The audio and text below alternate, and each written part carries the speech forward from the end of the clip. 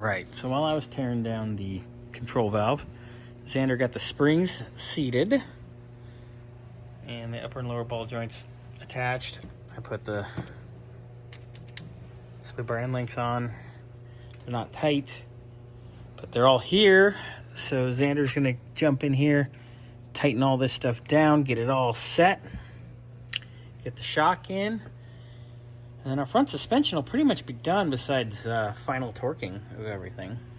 But it'll be there. I'll have him get the rotors and hubs and brakes back together. I'm continuing the control valve. All right, what have y'all done? Well, we got the sway bar in. Got to tighten it still. The springs in. Springs are in, yeah. I Shock's in. I shot video on the spring, but you got the shock, the bottom part of the shock done. On both sides. All this is done together. It's got to be tightened. Just snug it up. All right, snug up the ball joints. All that's done. Tighten these down. Yeah.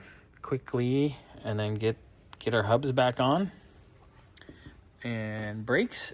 And I got the control valve done. So I'm gonna try to press that bushing out real fast. Yeah, snug those up.